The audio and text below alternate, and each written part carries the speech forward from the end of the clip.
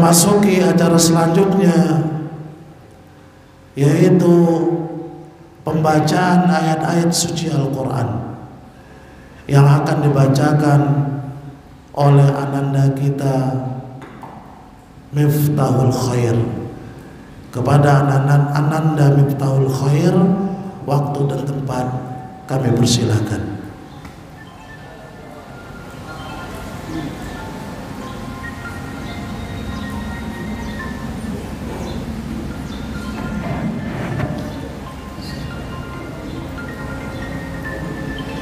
Assalamualaikum warahmatullahi wabarakatuh.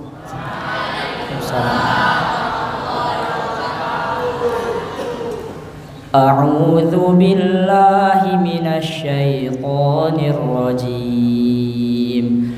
Bismillahirrahmanirrahim. Nun wal qalami wa ma yasturun. Ma anta bi ni'mati rabbika bimajnun wa inna laka la ajran ghayra mamnun wa innaka la ala khuluqin azim. Fasatubsiru wa yubsirun biayyikumul maftun. Inna rabbaka huwa a'lamu biman dhalla an sabilihi wa huwa a'lamu bil muhtadin. Fala tuti'il mukaththibin waddu law tudhinu fayudhinun wa la tuti' kulla hallafin mahin hammazim masya'im binamim manna'in lil khairi mu'tadin athim utullin ba'da dzalika zanim. An kana dha malin wa banin idza tutla alaihi ayatuna qala asatirul awwalin. Assalamualaikum warahmatullahi wabarakatuh.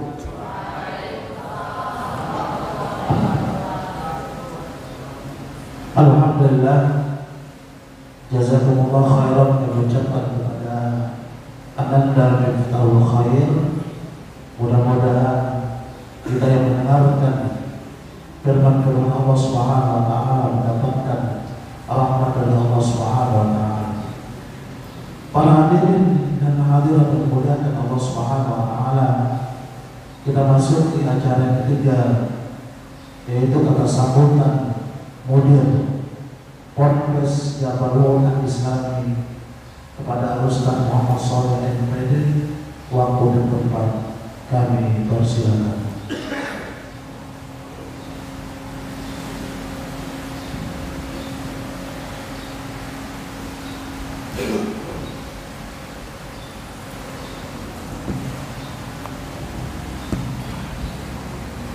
Bismillahirrahmanirrahim. Assalamualaikum warahmatullahi wabarakatuh.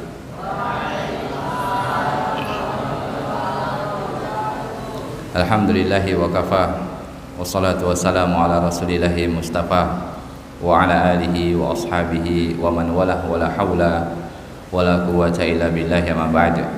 Alhamdulillah, tidak henti-hentinya kita bersyukur kepada Allah Subhanahu wa taala atas nikmat dan karunia yang Allah Subhanahu wa taala berikan, dan salawat beriringi salam atas junjungan Nabi besar kita, Nabi yang mulia Muhammad bin Abdullah sallallahu alaihi wasallam. Alhamdulillah, di hari yang berbahagia ini ya, terutama salam takzim kami kepada tamu hadirin Pertama kepada Ibu Dr.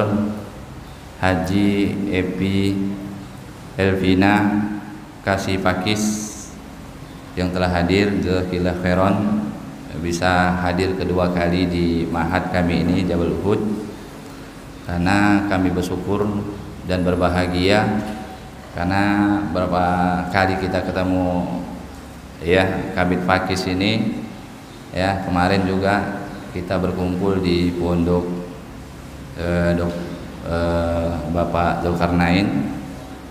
Itu Bu Pakis sudah perpisahan kayaknya, mau pensiun ya, tapi alhamdulillah masih bisa hadir terakhir di tempat kita ini. Kita bersyukur kepada Allah Subhanahu wa taala, dan juga kita selalu mendoakan Ibu MP selalu diberikan keberkahan oleh Allah Subhanahu wa taala. Kemudian yang kami hormati Kasat Bimas Polda Kepri yang telah hadir. Kemudian kami hormati ya Intelkam Polda Kepri yang kami hormati, perwakilan dari Kelurahan Tiban Lama yang hadir, Pak Sapi, kemudian Pak RW kami yang kami hormati, dan para tamu undangan, dan kami muliakan pimpinan Ma'had Jabal Uhud, Ustaz Zuna, Ustaz Abu Humairah hafizahullah taala. Alhamdulillah bisa hadir. Semoga Allah Subhanahu wa taala selalu menjaga beliau dan memberi kesehatan. Kita berada di tanah Kepri, maka tidak layak kita memulai tanpa berpantun. Iya. Mungkin saya berpantun sedikit. Air hujan masuk ke tepayan. Musim hujan telah bersemi. Selamat datang hadirin sekalian. Semoga berkenan di tempat kami. Alhamdulillah, pada pagi hari ini, pagi yang cerah, semoga diberkahi oleh Allah Subhanahu wa taala di pondok kita ya, dengan kebaikan para Intelkam Polda Kepri ya, dan juga kerjasama dengan Ma'had Jabal Uhud ya, mengadakan kegiatan sosialisasi pencegahan paham radikalisme dan sikap intoleransi dan pelaku bullying.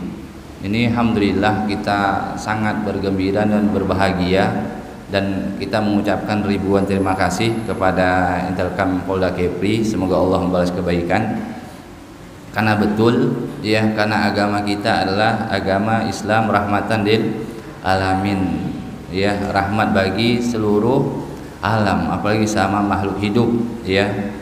Dengan hewan aja orang Masya Allah gitu ya, apalagi sama manusia ya.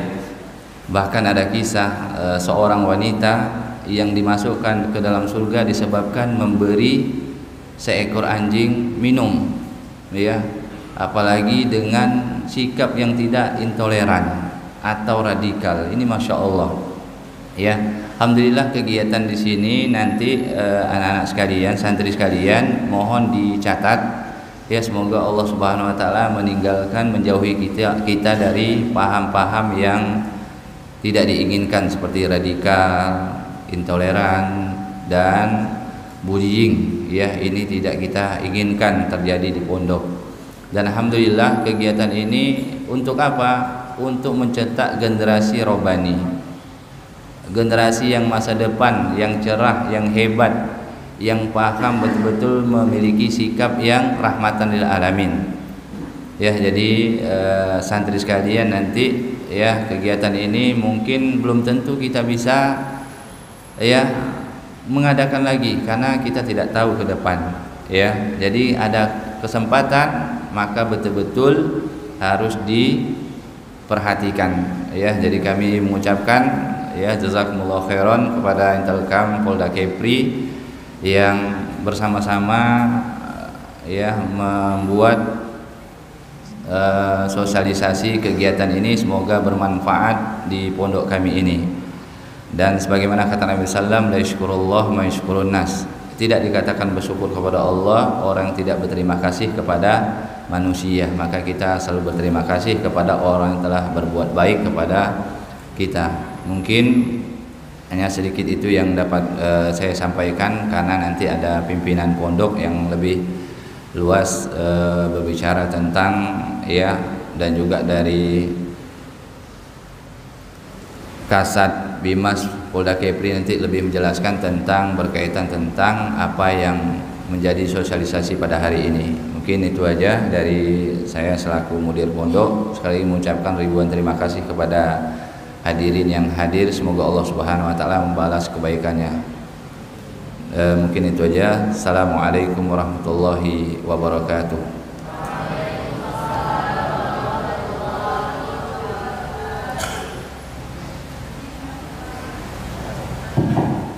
Alhamdulillah, kami ucapkan jazakumullah khairan kepada Al-Ustaz Muhammad Shalih PD. Apa yang beliau sampaikan, Masya Allah ya. Kita bergembira, sangat senang ya, karena kita bisa berkumpul bersama-sama, bersilaturahmi pada hari ini.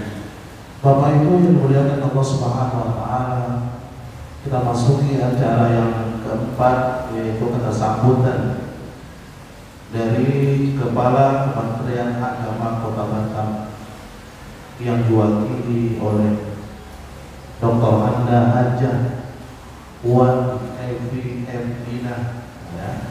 Kepada Ibu waktu dan tempat kami persilakan.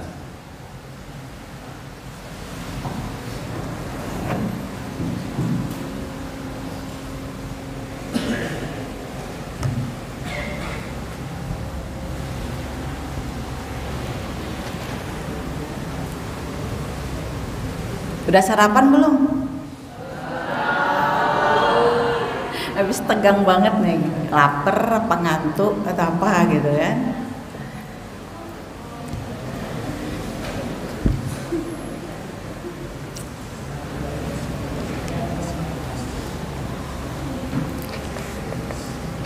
Baik, izin Pak. Assalamualaikum warahmatullahi wabarakatuh.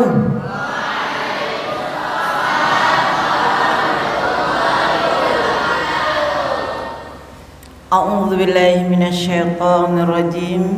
Bismillahirrahmanirrahim. Alhamdulillahirabbil alamin wa bihi nasta'in ala umuri dunya waddin. Wassalatu wassalamu ala asrafil anbiya wal mursalin wa ala alihi wa sahbihi ajma'in, amma ba'd. Rabbi shrah li sadri wa yassir li amri wahlul 'uqdatam min lisani yafqahu qawli. Yang saya hormati Bapak Kasat Polda Kepri beserta rombongan, yang saya hormati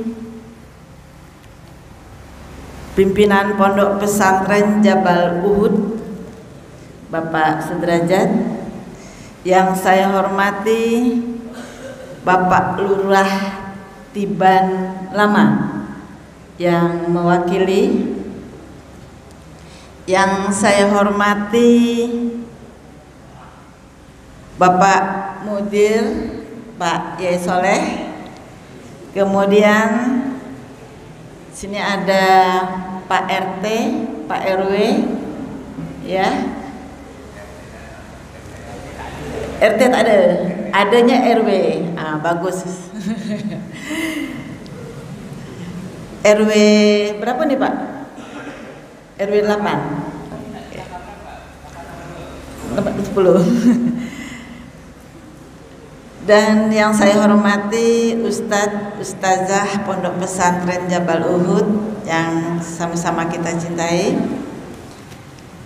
dan anak-anakku, santriwan dan santriwati yang cantik dan ganteng, yang soleh dan soleha, yang pinter, yang cerdas, yang insya Allah suatu saat kalian akan menggantikan kami-kami yang di depan ini. Amin ya rabbal alamin. Alhamdulillah, puji syukur kepada Allah Subhanahu wa taala, pada pagi hari ini kita mendapatkan, insya Allah nanti mendapatkan pencerahan, ya, yaitu adanya sosialisasi masalah paham radikal, masalah toleran, ya. Kalau di Kementerian Agama kita juga mengenal dengan adanya moderasi beragama. Nah, oleh siapa? Yaitu Bapak kita yang dari Polda Provinsi Kepri. Salat serta salam tetap terlimpah curahkan kepada junjungan kita Nabi besar Muhammad sallallahu alaihi wasallam. Allahumma sholli ala Sayyidina Muhammad wa ala ali Sayyidina Muhammad. Anak-anakku sekalian, Bapak, Ustadz, Ustazah, tahun 2019 kita Pondok Pesantren punya undang-undang, yaitu Undang-Undang Keberadaan Pondok Pesantren nomor 18. Selama ini Pondok Pesantren nggak punya undang-undang, sehingga untuk pembinaan jadi repot kita, susah kita, ya. Merasa dulu berdiri sendiri, pokoknya kuasanya Pak Yai aja lah.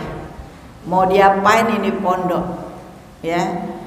Mau pelajaran apa di pondok itu suka-sukanya Pak Yai.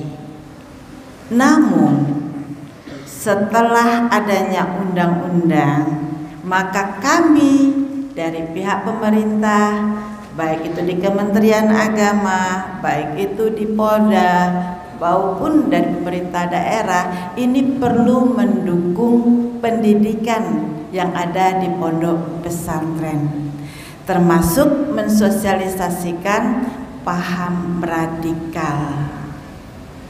Bukan berarti pondok pesantren itu sumbernya paham radikal, tidak, ya. Tapi kita harus tahu, karena kalian adalah masa-masanya yang masa-masa menampung ilmu, ya. Kalau ilmu yang kalian dapat salah, maka kalian pahamnya akan salah. Tapi kalau mendapatkan ilmu yang benar, maka paham kalian akan benar. Kita tinggal di Indonesia, kita harus mencintai negara kita. Kita juga pondok pesantren punya undang-undang peraturan Direktur Pendidikan Agama Islam Perdirjen nomor 1262 masalah pondok pesantren ramah anak, ya. Bagaimana pendidikan di pesantren ini harus ramah anak. Yang dimaksud dengan ramah anak di sini, ya, bahwa tidak ada lagi kekerasan di dalam pondok pesantren. Dulu zaman ibu, kalau orang tua, ya, udah memasukkan anaknya di pesantren, ibu juga alumni pesantren. Dulu zaman ibu masuk pesantren itu nggak bisa nih mau lihat kayak gini nih. Kalau acara nggak ada ceritanya bisa satu ruangan ada cowoknya sebelah, ceweknya di sebelah, nggak bisa. Ya. Kalau dalam asrama dulu itu cewek semua. Kalau mau lihat cowok itu ngintip di lubang pintu. Pintu tuh kalau pintunya kan seng, jadi kalau ada bolong-bolong bekas paku tuh, itulah ngintip. Itu kalau mau lihat cowok zaman dulu. Ya. Itu zaman dulu. Kalau zaman sekarang, kalau dibikin seperti itu, kayaknya manjat pagar nih, ya, manjat pagar. Tapi begitulah pendidikan kita di Indonesia, makin lama yaitu makin berkembang.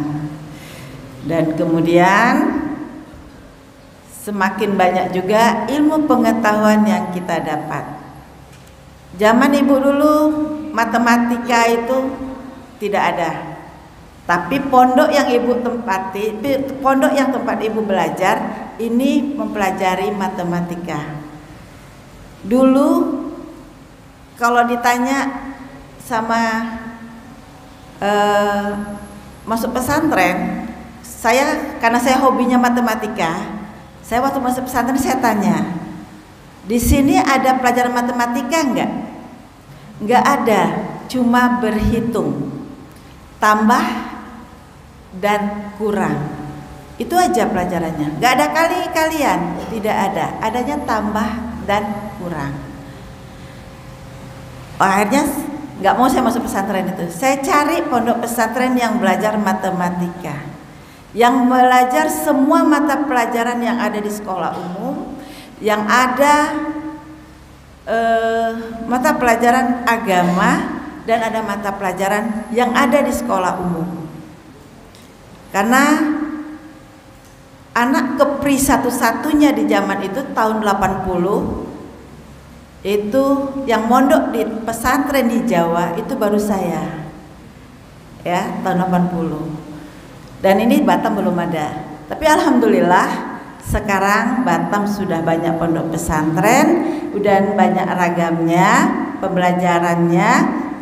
Dan Bapak Ibu perlu diketahui bahwa di sini adalah pondok pesantren Salafiyah, ya. Saya dulu mondok pesantren juga, pondok pesantren Salafiyah di Tebu Ireng, Jombang. Saya pesantren Salafiyah juga. Nah, saya bangga merasa menjadi pesantren Salafiyah, tapi walaupun Salafiyah, kami tidak mau terpuruk dengan pembelajaran yang dibatasi, ya. Walaupun Salafiyah, kami harus bisa melebihi dari SMA, bisa melebihi anak-anak aliyah zaman itu. Alhamdulillah, kami didukung oleh kepala sekolah, kami didukung oleh pengasuh, sehingga kami juga mencoba untuk bersaing sama anak-anak SMA untuk masuk UI. Waktu itu zaman Sipenmaru, alhamdulillah saya diterima di Sipenmaru, masuk di USU, yaitu Universitas Sumatera Utara.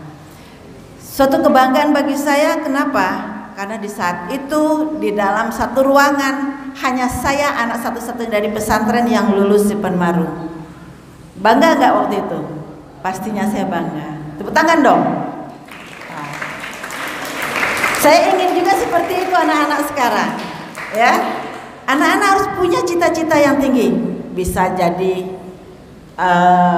mungkin jadi polisi, bisa menggantikan ibu di Kementerian Agama, bahkan bisa menjadi kepala kantor Kementerian Agama. Mau nggak? Mau. Nah, jadi Bapak Ibu, pondok pesantren yang ada di Batam ini ada dua. Satu pondok pesantren modern, ya. Kita kenal dengan pondok pesantren modern, yaitu punya sekolah umum. Sekolah umum adalah bisa itu SD, SMP, SMA. Perguruan tingginya UIN.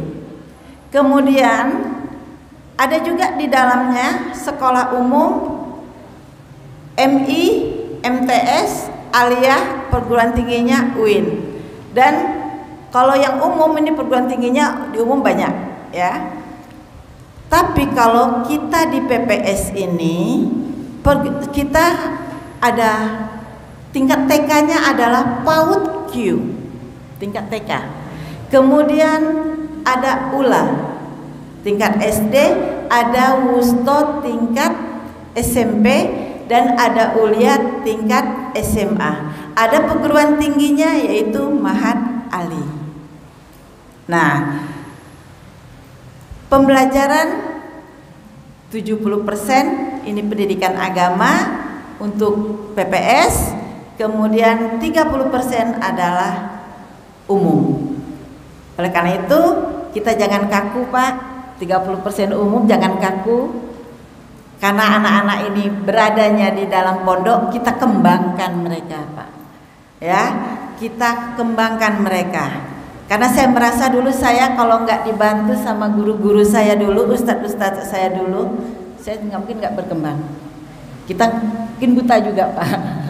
Jadi harapan saya mudah-mudahan nanti bagaimana sosialisasi tentang paham ya radikal ini akan disampaikan oleh Bapak kita yang dari Polda. Karena pesantren harus menjadi agen penguatan moderasi beragama. Ya, sebab moderasi beragama mustahil untuk diimplementasikan tanpa ada pengetahuan ilmu agama yang luas. Jadi pengetahuan agama itu harus luas kita. Makanya anak-anak yang udah tingkat ulia jangan mentok sampai ulia. Ya. Kalian harus mencari ilmu sampai perguruan tinggi. Ini ulia semua ya? Ulia Pak Wusto? Kuliah. Berarti kan bentar lagi kuliah kan? Jadi harus kuliah ya. Kemudian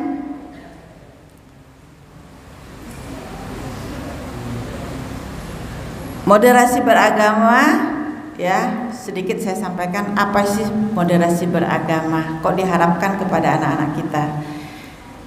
Pola pikir ya, pola pikir kita. Jadi pola pikir kita meyakini agama kita adalah agama yang paling benar. Tapi kita tidak boleh mencela, mencaci atau merendahkan agama orang lain. Kita harus hormati.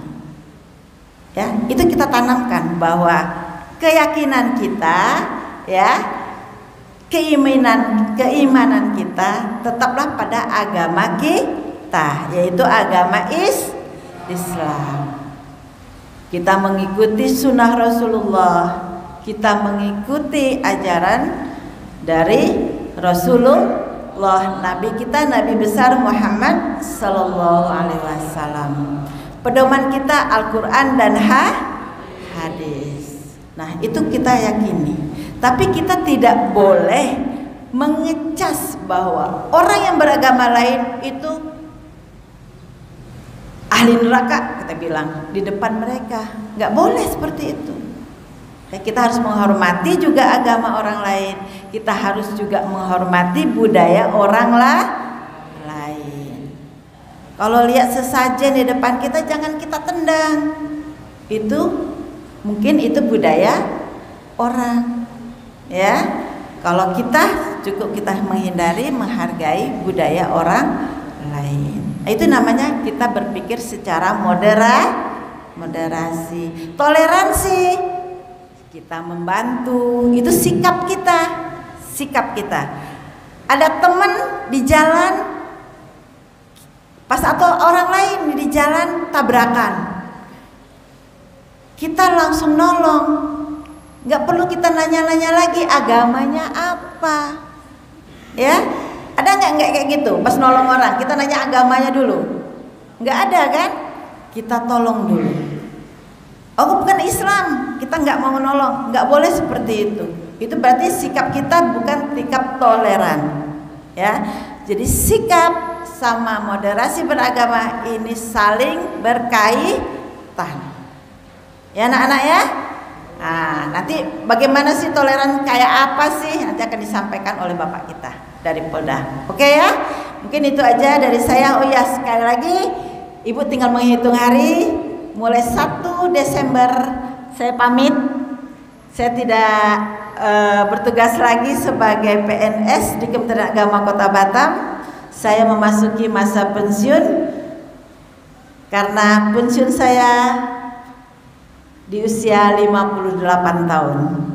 Jadi saya pesan adik-adik sekalian, siapapun kasihnya, siapapun pimpinan kita nanti, yaitu tetap semangat di dalam belajar, tetap kita mengikuti aturan-aturan agama dan sunnah, ya.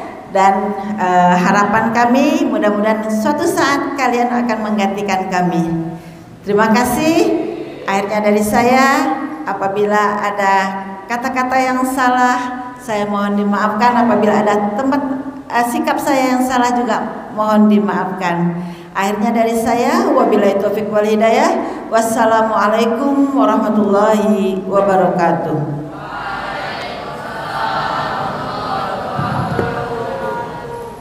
Alhamdulillah, kami ucapkan jazakallahu khairan kepada Ibu Dr. Hamda Hajjah Wan Evelina, ya, mudah-mudahan Allah Subhanahu wa taala memberikan kesehatan kepada beliau, ya. Bapak Ibu yang dimuliakan Allah Subhanahu wa taala, para hadirin dan hadirat yang dimuliakan Allah Subhanahu wa taala, kita masuki acara yang kelima, yaitu penyampaian materi, ya, penyampaian materi tentang radikalisme dan sikap intoleransi.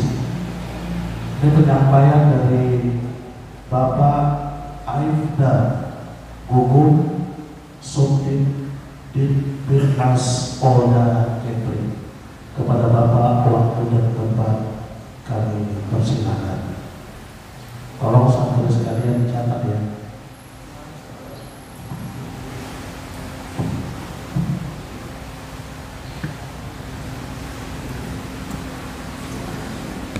Sini ya Pak. Tes. Baik. Assalamualaikum warahmatullahi wabarakatuh.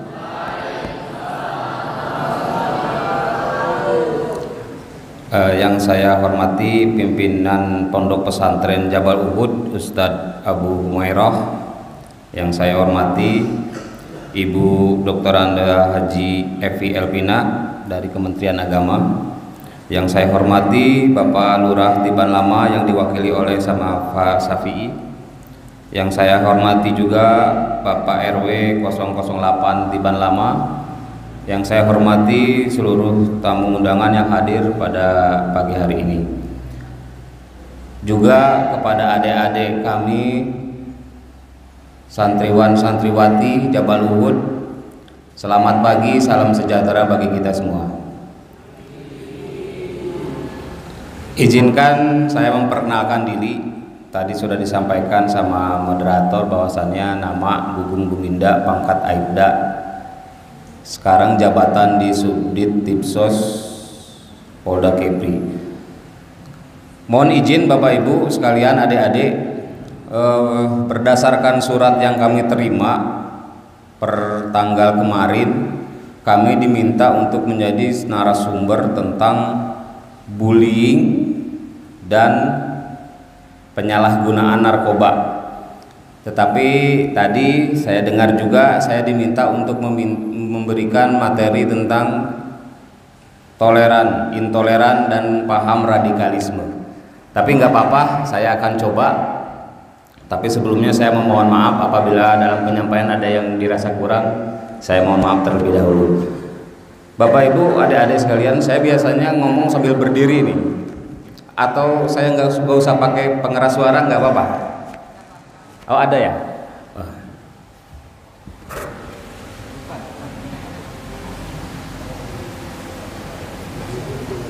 Iya. Apalagi mah lebih dekat. Baik.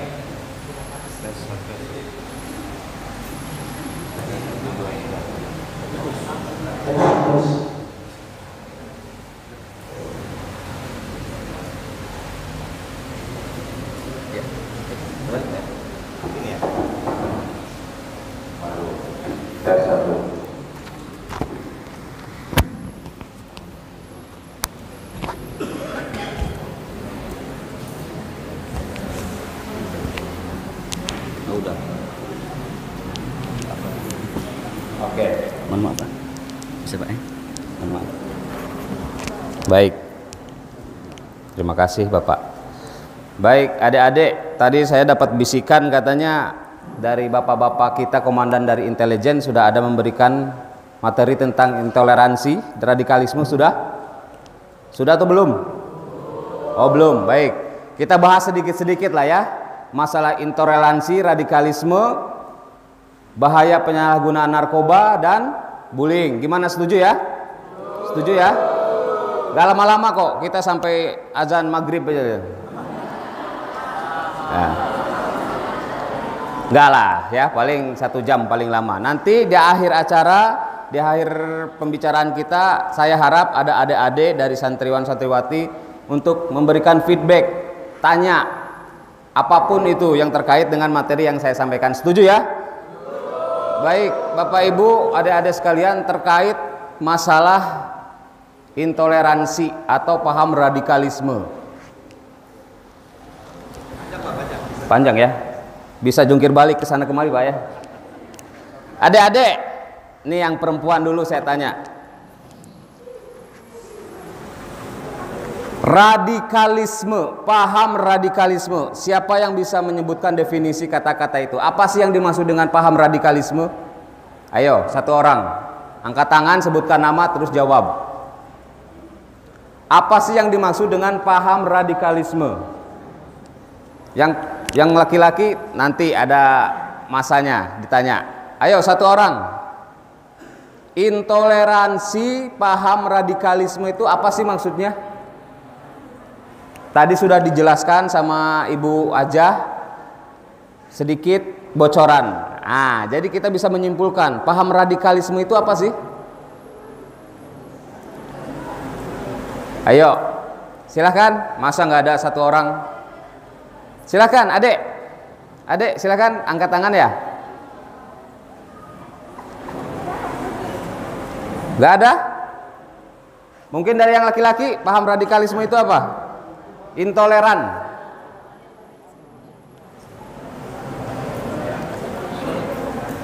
Ya, oke, nggak ada. Oke, saya jelaskan kalau gitu. Tadi kata Ibu bilang radikalisme itu intinya, adik-adik sekalian, paham di mana perbedaan itu tidak bisa diterima. Paham di mana mengeksklusifkan diri sendiri dan paham di mana orang lain yang di luar dari paham dia itu salah. Itu wajib ditentang, sah dibunuh. Paham radikalisme ini mengedepankan kekerasan. Itu unsurnya yang utama. Kita harus meyakini bahwa agama kita yang paling benar. Setuju, saya Islam, saya meyakini 1000% bahwa agama saya yang paling benar. Tetapi seperti yang Ibu tadi bilang, kita harus bertoleran, berpikir moderat. Kita jangan menghina, kita jangan menghalang-halangi peribadatan orang di luar agama kita. Sepanjang mereka tidak mengganggu saya mau ibadah, biarkan mereka beribadah. Itu pikiran yang moderat. Ketika kita melakukan toleransi di jalan, tadi seperti yang Ibu bilang, ada yang jatuh atau ada yang kecopetan, ada yang kebakaran rumahnya, kita nggak perlu menanyakan itu rumah yang kebakaran agamanya apa. Selaku orang beriman, umat Islam yang baik, bantu saja. Setuju? Nah, itu kita yakini di dalam hati bahwa agama kita yang paling benar, tetapi kita memberikan juga kebebasan bagi saudara-saudara kita agama lain untuk melakukan ibadahnya masing-masing. Nah, di negara Indonesia sendiri banyak paham-paham radikal yang berkembang. Radikal secara politik, radikal secara tindakan, radikal secara pemahaman. Politik, ada segelintir orang yang ingin merubah pandangan ideologi bangsa kita, yaitu apa? Pancasila menjadi pandangan di lain selain itu. Ya, ada pernah kami melakukan riset Pak di salah satu sekolah. Ada segelintir orang murid yang ketika dinyanyikan lagu Indonesia, anak tersebut tidak mau bernyanyi dan tidak mau hormat. Nah, ini gejala-gejala yang sudah mencondong ke arah situ. Sedangkan yang namanya kedaulatan negara itu bukan hanya teritorial saja. Pemahaman dalam diri kita sendiri atas kedaulatan negara harus kita pupuk sedari dini mungkin. Ya, itu sedikit.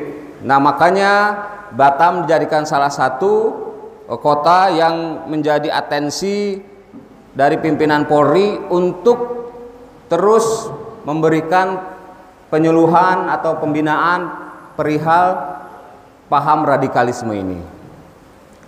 Terus yang kedua ada paham radikal secara tindakan, yaitu apa? Yang mensahkan, yang memperbolehkan kegiatan kekerasan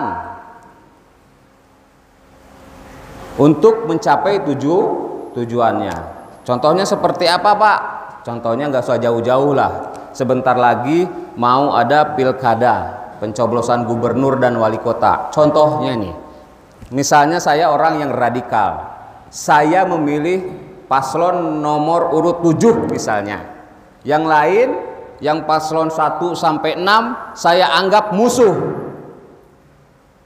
Saya ancam, rumahnya saya lempari. Itu melempar rumahnya itu kan udah salah satu bentuk kekerasan, betul? Nah, itu baru masuk kategori radikal.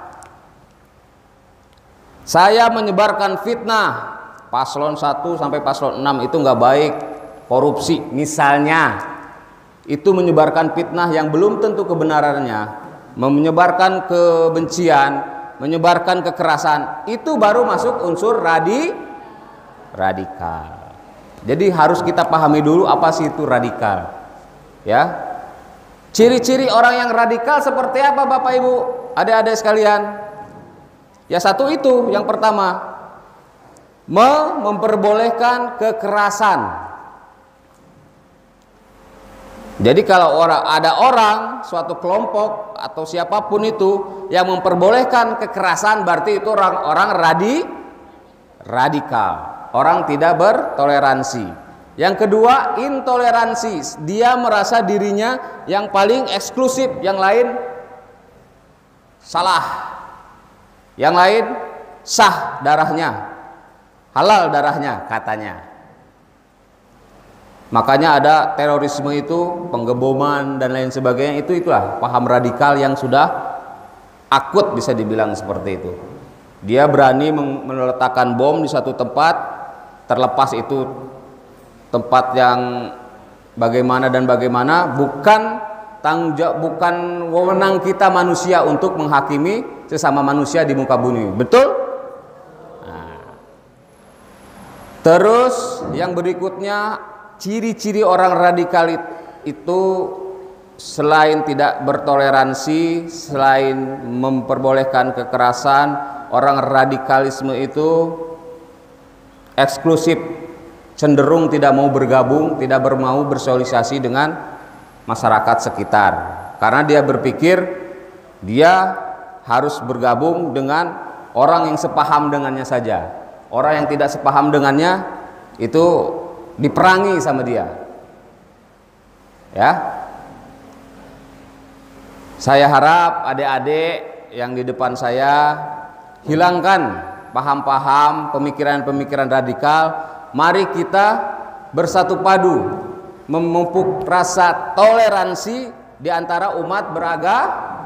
Mari kita memegang teguh Islam dengan pikiran yang modern. Bagaimana modern? Seperti yang disampaikan Ibu Hajah tadi. Kita beribadah dengan khusyuk, dengan tekun. Biarkan apabila ada saudara kita dari agama lain yang ingin beribadah, silakan. Kita menghormati, saling toleransi, saling memberikan kebebasan dalam beragama. Setuju adik-adik? Selesai satu masalah radikal. Masih ada dua lagi. Masalah penyalahgunaan narkoba. Coba tadi ditanya radikal nggak ada yang jawab, sekarang ditanya narkoba. Yang cowok, yang laki-laki. Akhi, coba satu orang angkat tangan, sebutkan nama. Contoh narkoba yang adik ketahui apa? Atau lebih dari satu, silahkan. Satu orang, ayo cepat. Jangan, coba generasi yang kuat itu berani mengemukakan pendapat. Benar salah itu nomor sekian. Yang penting ya udah, coba satu orang. Masang, silahkan. Tepuk tangan untuk adik rekan kita nih. Berdiri. Benar salah jangan jadi pikiran, jangan pula dijawab apa contoh narkoba, kerupuk pula. Ya itu menyalah namanya. Coba Dek, siapa namanya? Bintan. Oh, Bintan. Orang Bintan. Oh. Ya, Dek, apa salah satu contoh narkoba yang Adik ketahui? Ganja. Terus betul kok ketawa. Ayo. Sabu. Apa lagi? Obat apa? Misagrip. Hah? Oke, tepuk tangan untuk rekan kita Bintang.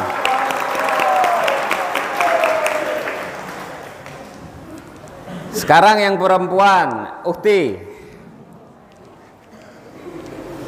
Pertanyaannya simpel dan sederhana. Narkoba itu boleh dikonsumsi atau tidak? Ayo.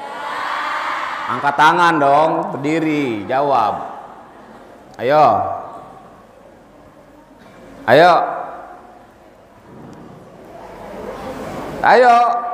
Yang laki-laki berani, masa yang perempuan gak berani? Ayo. Jawaban pertanyaannya simpel. Narkoba itu boleh dikonsumsi atau tidak? Jawab dong, berdiri, Adek. Ayo, harus berani. Emansipasi, ketika laki-laki berani mengumumkan pendapat, perempuan juga harus Ayo. Silakan, Adek. Iya. Namanya siapa? Terus kalau boleh kenapa? Kalau nggak boleh kenapa?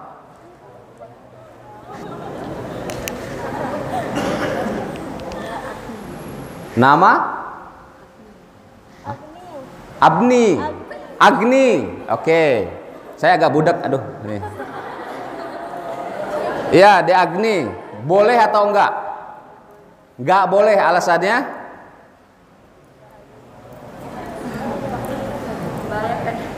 Membahayakan. Terima kasih, tepuk tangan untuk Agni. Tadi siapa yang menjawab boleh di sini? Berdiri, Dek. Nah, ini nih. Silakan, Dek. Namanya siapa, Dek? Hah? Humaira. Boleh atau enggak? Boleh, alasannya?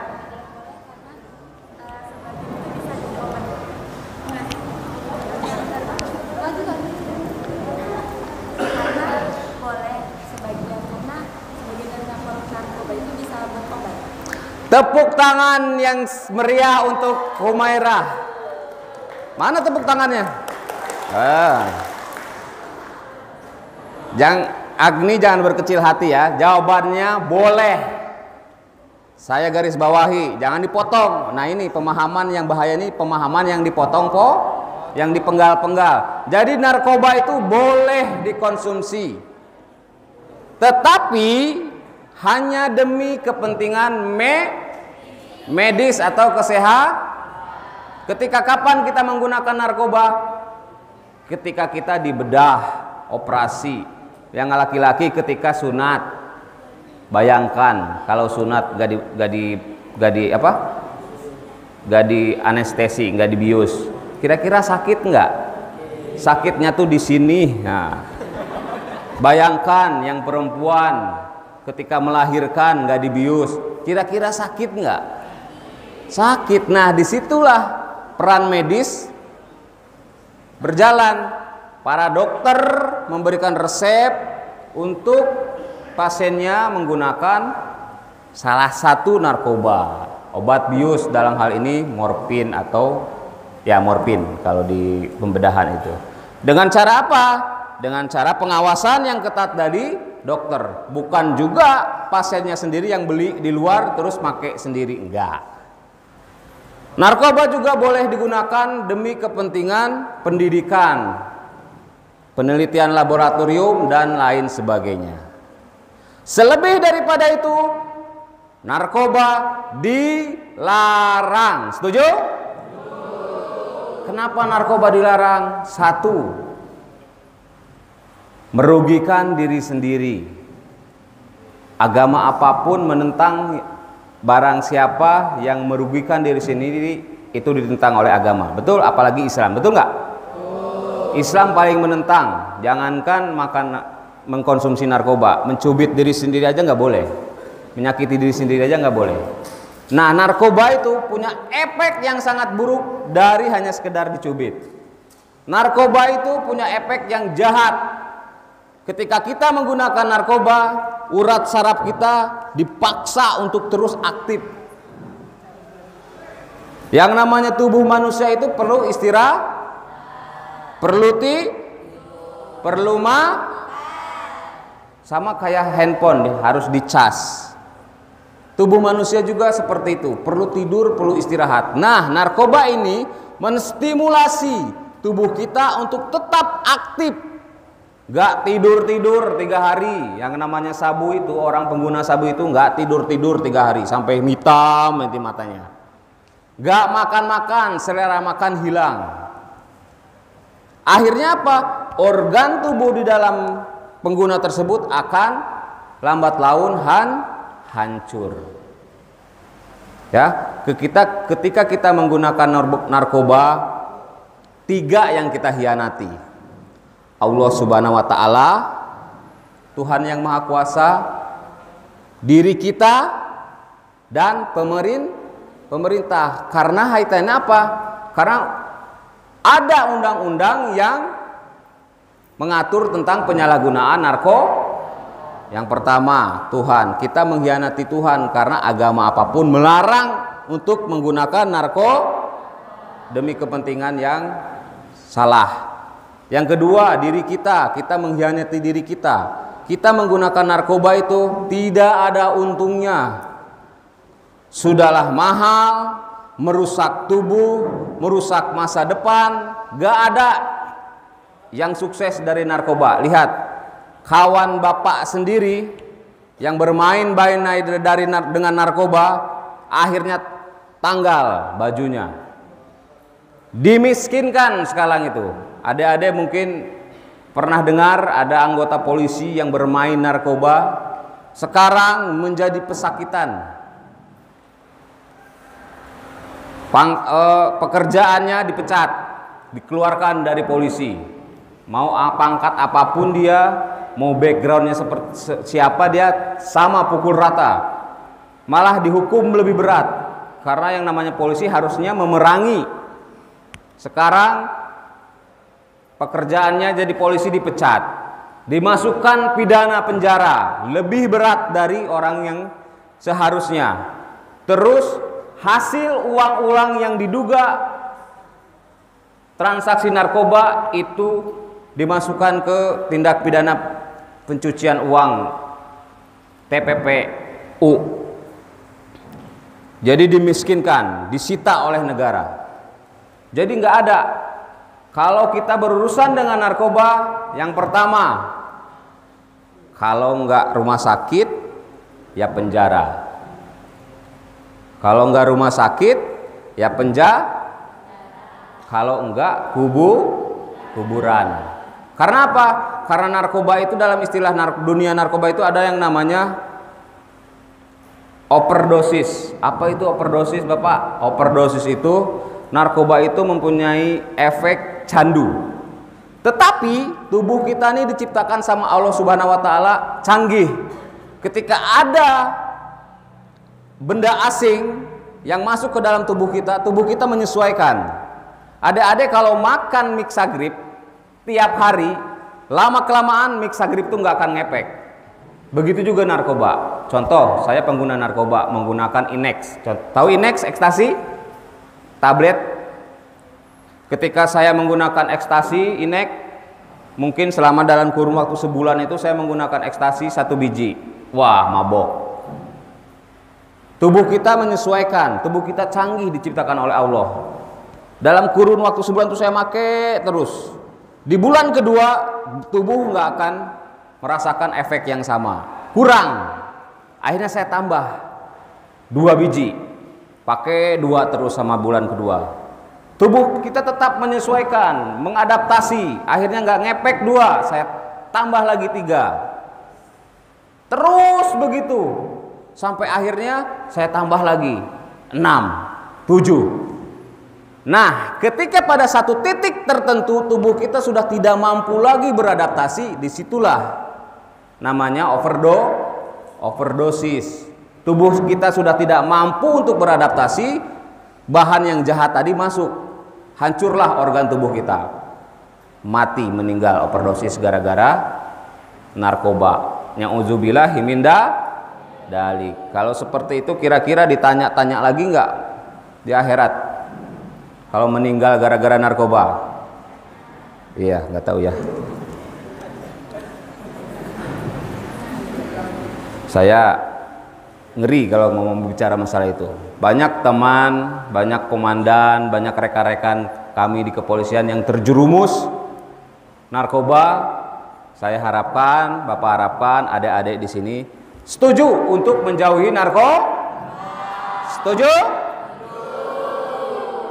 Coba semuanya berdiri dulu biar urat-uratnya lurus. Semuanya berdiri. Iya. Ya. Baik. Nah, kan tadi berlipat terus kan? Nanti kram pula.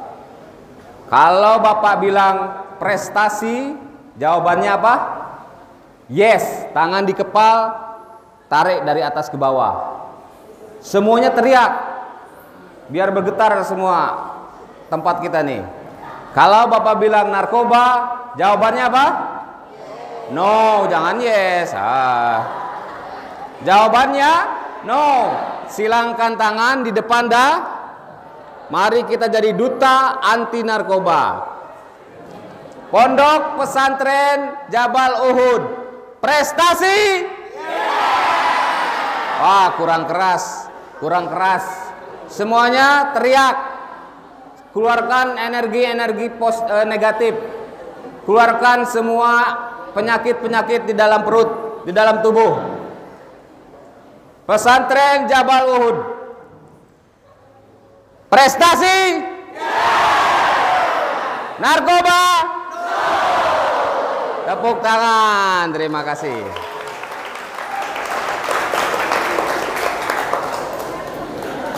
Silakan duduk lagi.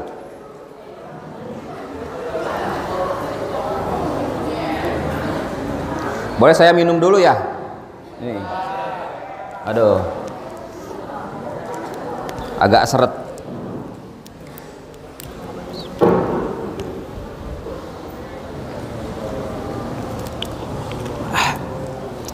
Jadi kita setuju ya? Gak ada mencoba narkoba. Ini pernah Bapak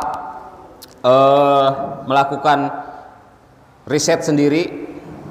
Jadi Bapak letakkan sabu-sabu di atas daging ayam. Cukup diletakkan saja. Ada barang bukti dari reserse narkoba, Bapak pinjam.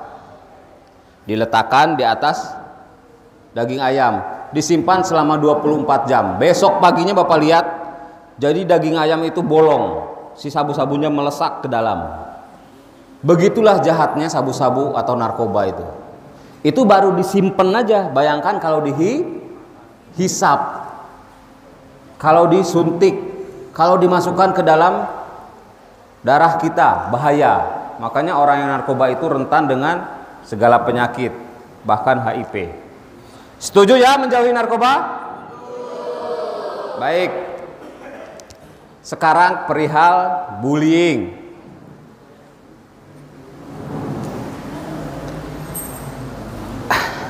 Bertanya ini, siapa aja lah yang bisa menjawab. Apa sih itu bullying atau perundungan? Ayo. Mungkin Bapak Ibu gurunya juga mau menjawab, silahkan. Apa sih itu bullying atau perundungan? Ayo. Kita pakai bahasa bully atau perundungan? Mana yang enak? Bully aja lah ya, yang ngetren ya. Bullying atau perundungan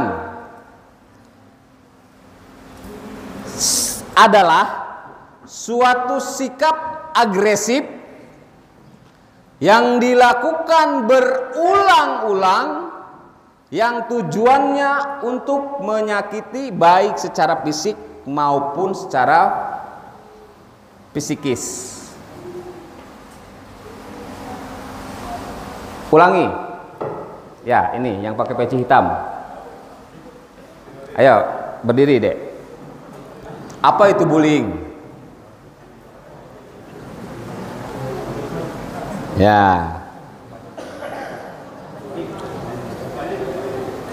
Pikirannya kemana-mana deh. Aduh, ini enak nih bakwan sama saus katanya kan. Lapar deh. Siapa yang bisa mengulangi? Silakan berdiri.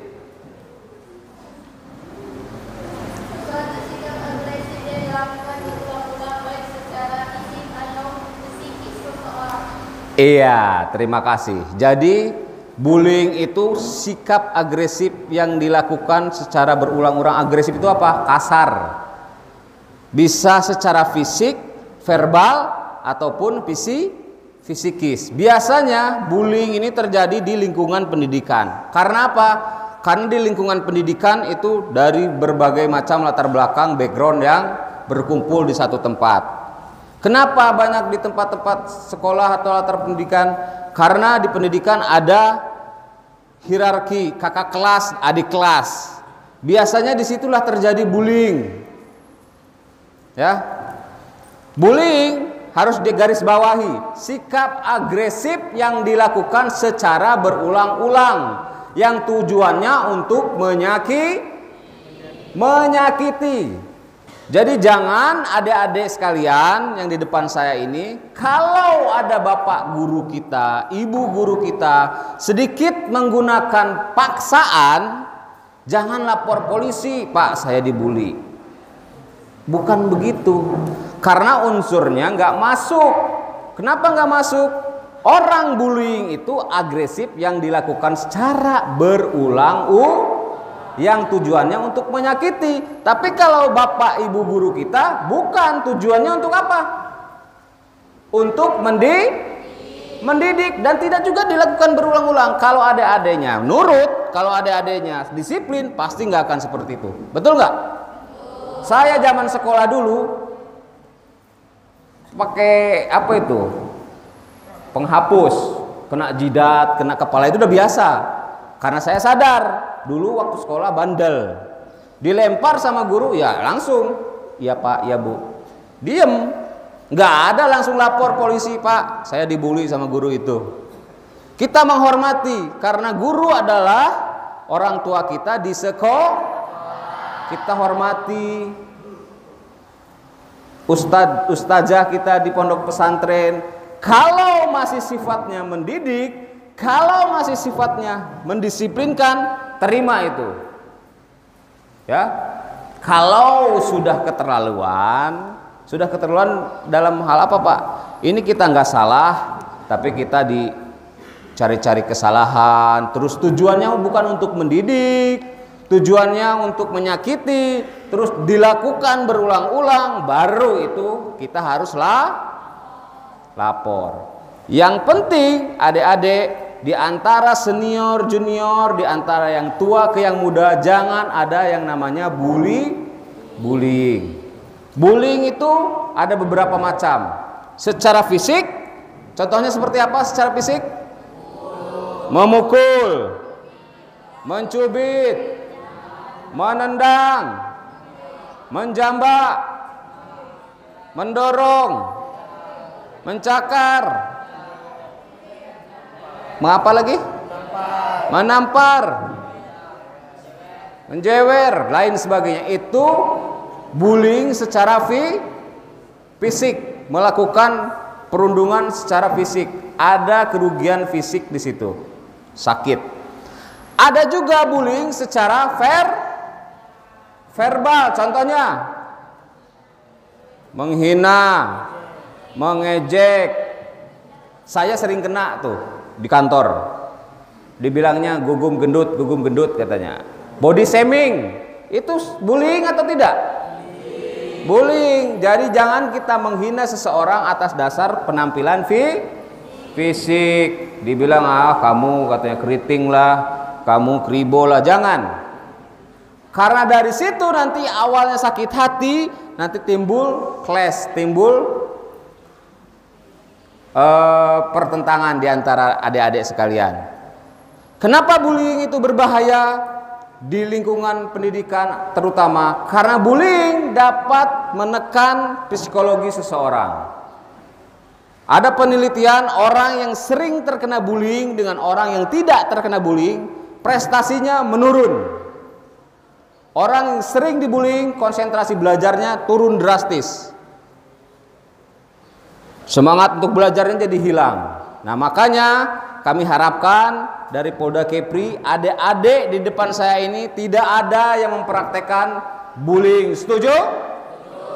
Tadi kami sebelum datang ke sini sudah berbicara juga dengan pimpinan Ponpes. Kalau ada yang kedapatan membuli temannya, langsung dikirim ke Polda.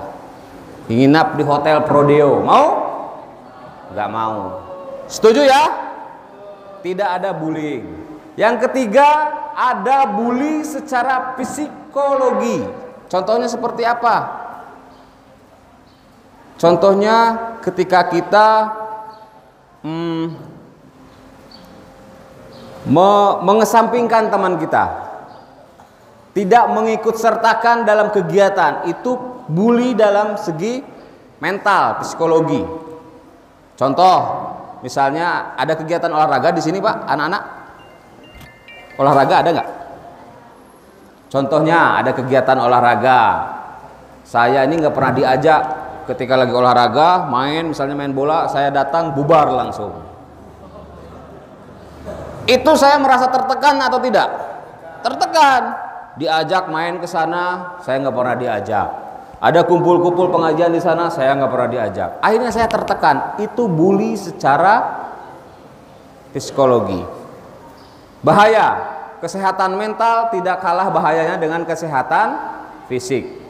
Semua itu harus kita jauhi. Dan yang terakhir, bullying secara cyber atau sosmed. Ya, ada namanya cyberbullying. Zaman dulu ada quotes, mulutmu harimaumu. Zaman sekarang sudah ada lagi yang baru, jempolmu harimaumu. Hati-hati adik-adik, menggunakan sosial media itu harus dengan bijak. Jangan kita membuat status, jangan kita membuat konten membuli seseorang atau menyebarkan paham-paham radikal. Bahaya. Karena sekarang sudah ada undang-undang yang mengatur tentang itu. Setuju adik-adik sekalian? Oke. Jadi bullying itu ada berapa? Apa aja? Bully secara fisik, secara verbal, psikologi, cyberbullying. Semuanya dilarang. Setuju? Baik, adik-adik, dengan berakhirnya materi tentang bullying, berakhir juga materi yang kami sampaikan dari Polda Kepri. Mohon maaf apabila dalam penyampaian ada hal-hal yang kurang. Kita ada tanya jawab, Bapak Ibu? Ada nggak? Oh, ada ya. Kita setelah nanti terakhir mungkin ada tanya jawab. Berikutnya kami serahkan ke moderator. Saya akhiri. Wabillahi taufiq wal hidayah. Wassalamualaikum warahmatullahi wabarakatuh.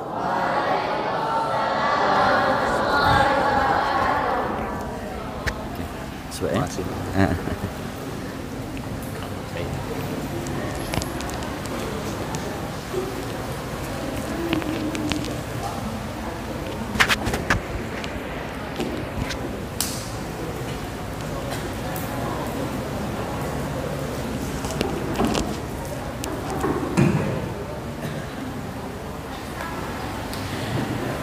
Alhamdulillah, jazakumullah khairan kami ucapkan kepada Bapak Aifda Gugu yang telah menyampaikan tentang bahayanya paham radikalisme, bahaya narkoba dan pembulian.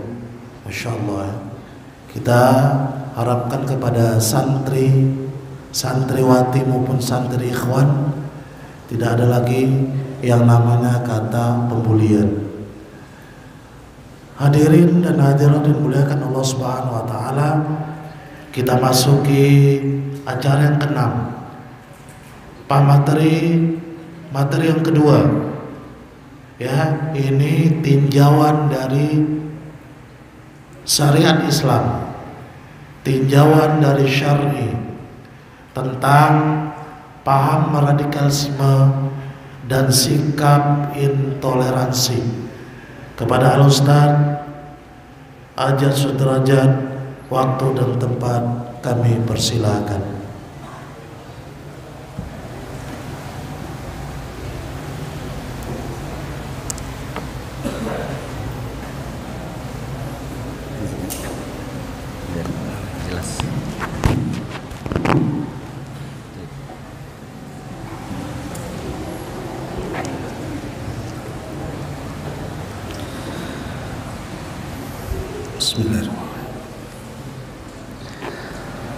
Assalamualaikum warahmatullahi wabarakatuh.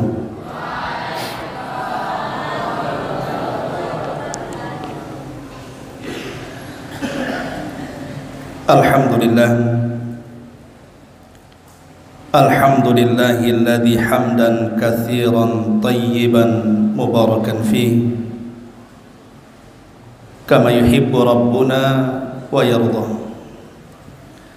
Asyhadu an la ilaha illallah wahdahu rabbi la syarika lah wa asyhadu anna Muhammadan abduhu wa rasuluhu alladzi la nabiyya ba'dah, amma ba'du.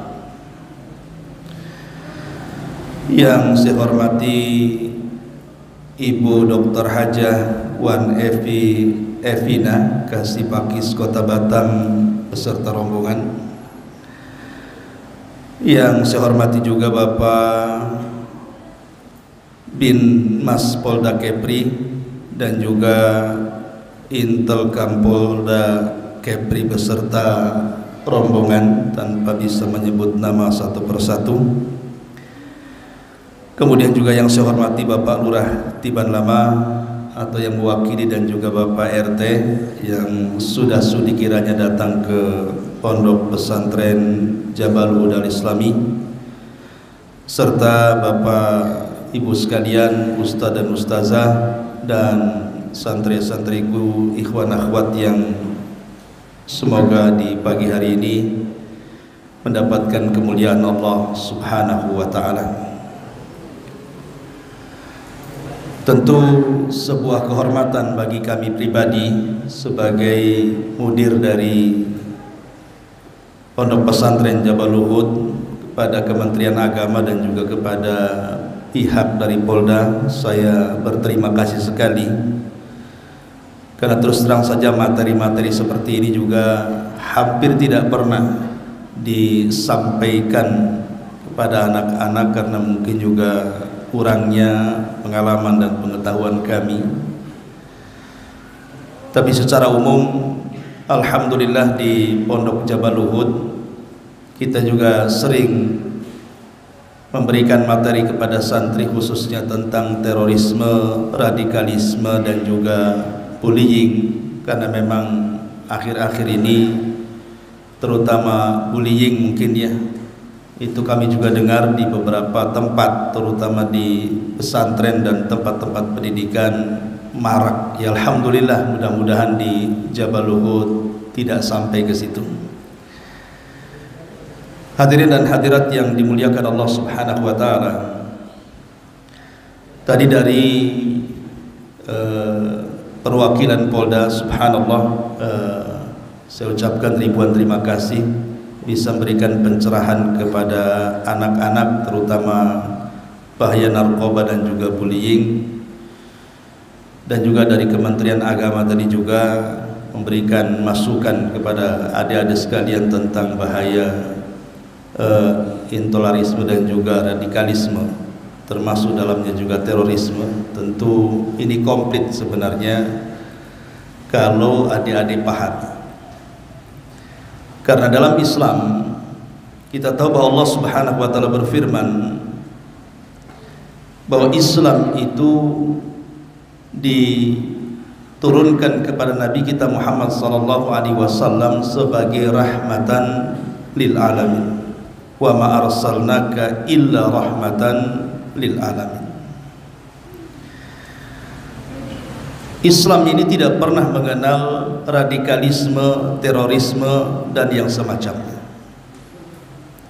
Lalu kenapa dalam Islam itu, atau kenapa Islam pula dicap sebagai agama teroris? Tidak, Islam itu tidak mengajarkan teroris, tidak juga mengajarkan radikalis dan yang semacamnya. Sedikit saya menjelaskan kepada adik-adik tentang sejarah kenapa sampai ada terorisme dan radikalisme dalam Islam itu. Dulu di zaman Nabi SAW, Nabi ini pernah mengalami kemenangan dalam perang besar, namanya Perang Hunain. Dalam Perang Hunain itu Rasul tidak pernah mendapatkan harta rampasan perang sebanyak itu. Akhirnya Nabi SAW membagi-bagi harta rampasan itu kepada para muhajirin dan sedikit diberikan kepada orang-orang Ansor. Sehingga ada di antara mereka namanya Dzulhuwaisir datang menemui Nabi SAW seolah-olah Rasul itu tidak berlaku adil. Akhirnya dia mengatakan di hadapan Nabi SAW, "Ya Muhammad, i'dil ya Muhammad, wahai Muhammad, adilah engkau dalam membagi harta rampasan perang ini." Di sini mulai terdapat ciri-ciri. Ciri-cirinya menganggap bahwa pemerintah itu tidak adil. Karena Rasul kan posisinya pemerintah. Mulai memberontak. Karena ciri-ciri terorisme radikalisme ini memberontak pemerintah. Orang ini memberontak Nabi dan mengatakan, "Adil wahai Muhammad." Maka Nabi SAW marah dan mengatakan, "Illam a'dil faman ya'dil." Kalau aku tidak adil, siapa yang lebih adil dari aku? Kemudian orang ini menyingkir. Maka Nabi SAW mengatakan kepada para sahabat, nanti dari orang ini akan muncul orang-orang yang sama, di mana mereka melesat dari Islam seperti melesat anak panah dari busurnya. Mereka merasa baca Quran mereka lebih hebat dibandingkan baca Quran kita, puasa mereka lebih hebat dibandingkan puasa kita, solat mereka lebih hebat dibandingkan solat kita, dan mereka meremehkan kita. Tapi mereka melesat dari Islam seperti melesat anak panah dari busurnya. Maka Rasul menutup hadisnya dengan mengatakan, "Fa idza laqitumuhum faqtuluhum fa inna fi qatlihim ajrun." Siapapun yang mendapati mereka, perangi, karena dalam memerangi mereka terdapat pahala. Nabi SAW bicara ini 14 abad yang silam. Tetapi ingat bahwa munculnya gerakan Dzulhuwaisir atau dikenal dengan Khawarij itu belum melembaga di zaman Nabi. Hanya paham-paham saja. Dari sini bahwa aksi-aksi terorisme itu berawal dari paham. Makanya saya wanti-wanti kepada adik-adik sekalian bahwa dalam pemahaman Khawarij itu kenapa terjadi aksi bom bunuh diri? Itu tidak mungkin langsung ngebom diri, tidak mungkin, kecuali ada paham atau dengan bahasa ideologi. Ideologi yang paling bahaya ini, karena dari ideologi ini berawal dari takfir, pengkafiran, berakhir dengan pengeboman. Nah, di zaman Rasul hanya paham-paham saja, paham dari Dzulhuwaisir ini. Baru melembaga di zaman Ali bin Abi Thalib radhiyallahu anhu. Jadi ketika Ali ini berperang melawan Muawiyah, ada kubu Madinah, ada kubu Syam. Perangnya disebut perang Siffin. Tentu ada alasannya kenapa terjadi perang Siffin, karena ketika itu terbunuhnya Utsman menyisakan kesedihan, sehingga para sahabat terpecah menjadi dua. Yang satu mengatakan adili para pembunuh Utsman, yang satu mengatakan baiat dulu Ali, sehingga antara dua kubu ini terjadi peperangan. Ketika terjadi peperangan, maka dari kubu Ali radhiyallahu an ada sekitar 12.000 pasukan keluar. Lah 12.000 pasukan ini merasa bahwa kenapa Ali melakukan perdamaian dengan Muawiyah? Kalau mereka orang-orang Islam, kenapa diperangi? Kalau mereka orang kafir, kenapa dihentikan peperangannya? Akhirnya mereka keluar, yang 12.000 ini.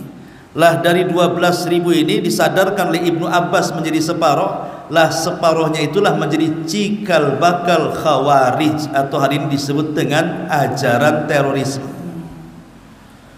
Di antara pemahamannya mengkafirkan Ali. Ingat, kalau sudah ada yang mengkafir kafirkan pemerintah, mengatakan pemerintah togut, itu ciri-ciri pertama. Kalau pemerintah kita togut, presiden kita togut, berarti pendukungnya, menteri-menterinya togut, berarti polisi-polisinya juga togut. Nah, biasa yang ditogut-togutkan itu bapak polisi biasanya. Ini kalau paham togut ini sudah ada, adik-adik. Ini paham pertama nih. Ini namanya paham takfir. Kalau sudah kafir, ini bahaya. Seolah-olah yang tidak kafir dia saja dan kelompoknya. Itu namanya intoleransi tadi. Merasa dirinya paling benar, tidak menghargai orang namanya. Ini kalau pemahaman seperti ini sudah menjangkit, mengkafir-kafirkan dua kelompoknya, hati-hati. Jangan dikawani. Kalau ada ustadz yang ngajarkan seperti ini, jangan duduk di majelisnya. Karena biasanya larinya kepada pemahaman khilafah. Mereka menganggap bahwa pemerintah kita togut, tidak berhukum dengan hukum Islam yang harus ditegakkan lawannya, khilafah Islamiyah. Akhirnya kemudian membungkus takfir itu dengan khilafah. Itu biasanya seperti itu. Lah berawal dari ideologi takfir ini yang dibungkus dengan khilafah, biasanya maka mereka akan membuat kekacauan. Dengan cara apa? Dengan cara melakukan bom bunuh diri. Di negeri kita ini memang sasaran empuk orang-orang yang mengatasnamakan teroris. Dari tahun 2000 dulu kan sampai sekarang ada saja gerakan ini. Karena di zaman Ali radhiyallahu an gerakan ini ditumpas. Setiap generasi ditumpas. Tapi Nabi SAW yang mengatakan setiap gerakan yang ditumpas pasti akan ada lagi. Jadi Rasul yang mengatakan bahwa gerakan ini tidak mungkin hilang sampai kiamat. Bahkan yang terakhir kata Rasulullah, mereka akan berdiri di belakang Dajjal. Jadi orang-orang Khawarij itu akan berdiri di belakang Dajjal. Maknanya sehebat apapun Polri memberantas terorisme ini tidak akan selesai, Pak. Karena Rasul yang mengatakan akan ada terus itu sampai kiamat dibangkitkan, sampai mereka berada di belakang Dajjal. Ya paling tidak meredam, ataupun paling tiga ya mengurangi. Tapi kalau memberantas ke akar-akarnya tidak akan bisa, karena Rasul yang mengatakan gerakan terorisme ini akan ada sampai kiamat, di mana yang terakhir mereka akan berdiri bersama Dajjal, naudzubillah. Tapi lihat bagaimana bahayanya gerakan ini, karena bisa melayangkan jiwa-jiwa yang tidak bersalah. Islam itu diajarkan kita untuk menjaga agama, keyakinan. Jangan sampai keyakinan kita terkena keyakinan Khawarij. Yang kedua, Islam itu datang untuk menjaga akal. Tadi sudah dijelaskan bahayanya narkoba itu merusak akal. Ya, bahayanya bullying itu merusak akal. Kemudian Islam itu jaga untuk menjaga nasab.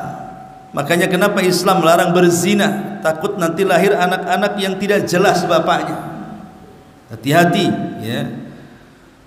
Kemudian juga Islam datang untuk menjaga kehormatan dan harta. Itulah tujuan Islam. Makanya dari kesimpulan tadi semuanya, baik dari Ibu Hajah tadi dan juga dari pihak Polri, Masya Allah sudah lengkap semuanya. Mohon adik-adik cermati dan tolong ini jadikan ideologi kita di Pondok Pesantren Jabal Uhud ini.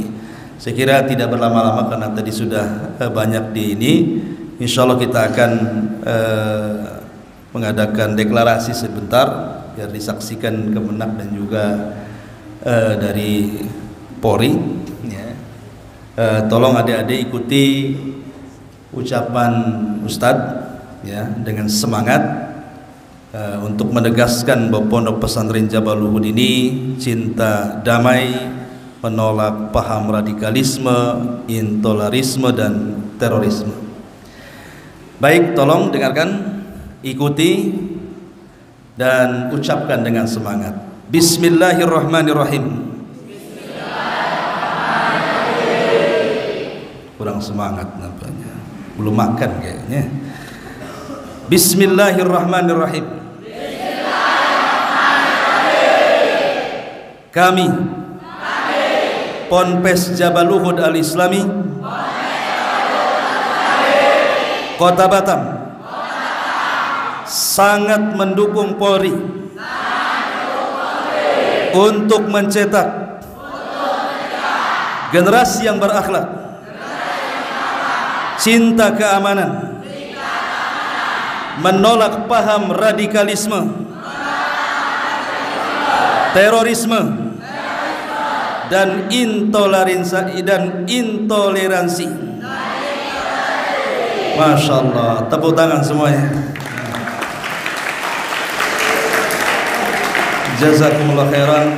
Mudah-mudahan pertemuan di pagi menjelang siang ini berkah untuk kami semua. Saya ucapkan ribuan terima kasih dari Kementerian Agama dan dari pihak Polri serta dari masyarakat.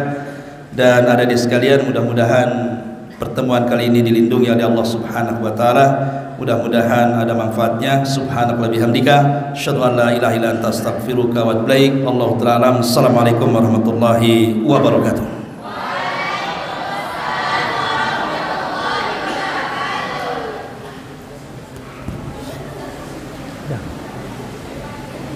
Oh ya, siap. Anda tutup dulu. Ya. Bismillah.